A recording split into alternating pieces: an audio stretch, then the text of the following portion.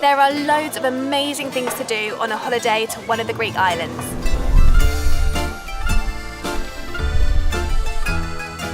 The coastlines are stunning, and the best thing about hiking them is that it's free. If you're visiting in the summer, it's best to start early as the midday sun is super hot. In 2017, Greece ranked second in the world for the quality of its beaches on the Blue Flag scheme. From sandy to pebbled, secluded and touristy, there is something for everyone. And no trip to the Greek islands would be complete without a visit to the beach. One of my favourites is Anthony Quinn Bay in Rhodes. Oh my goodness, it's stunning. Look at that water, it's crystal clear. And with such clear water, the Greek islands are a wonderful place for snorkelling. So grab a mask and jump right in. Greece's famous history goes back thousands of years, and you can still find lots of fascinating historical sites on the islands, such as amphitheatres, gymnasiums and stadiums. I'm currently standing in what would have been the gymnasium, and actually people are still using this today. There's people running and walking around, and it's making me build up a little bit of an appetite just watching them. So one of the reasons I was so excited about coming to the Greek islands was for the food. And if you're here, you're going to want to find a local taverna serving traditional Greek meze dishes. We've got Greek salad, tzatziki, fried courgette balls, fried potatoes, which are kind of like chips, but they're fried in olive oil, which just makes them that much better. And this is filo pastry stuffed with feta cheese drenched in honey. The Greeks are world-renowned for their mouth-watering slow-cooked and grilled meats, but it's also a paradise for vegetarians too. Everything we had was so fresh and colourful. Yeah, plan to eat both of these.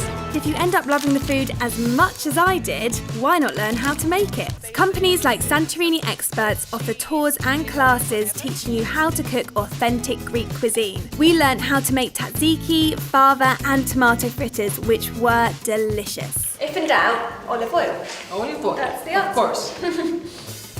Hiring a car is the quickest way to get around the island and the most fun. In fact, you can hire one through Holiday Extras. Check out the link below.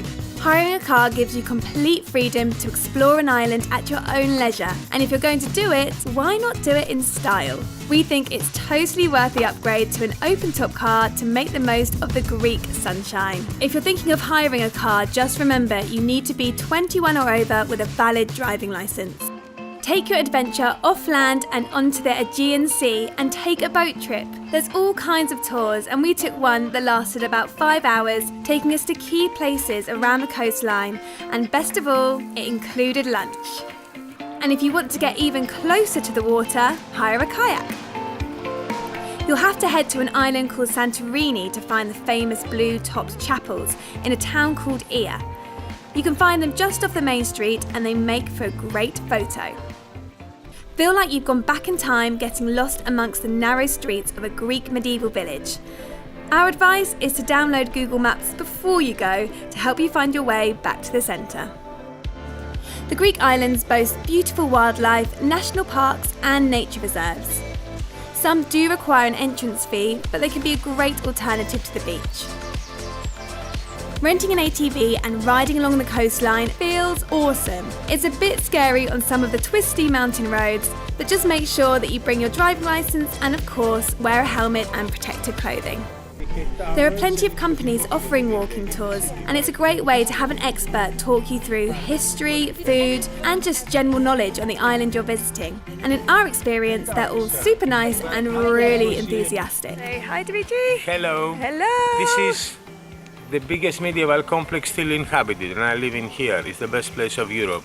He loves this place. The Greek islands are a tourist hotspot, so English is widely spoken. However, locals do love to hear visitors making an effort to speak Greek. So if you're taking a walking tour, why not ask for a few key phrases while you're at it? I think the most important word in Greece, my opinion, is kalimera. Kalimera. So what does that mean? It means good morning. It's a word that gives pleasure and costs nothing. Exactly. It opens up all doors. I mean, it's easy. And at the end of a long day of sightseeing, what better way to end it than with a spectacular Greek sunset? So there you have it, our top things to do in the Greek islands. Don't forget to subscribe to our YouTube channel for more travel tips and guides from destinations around the world.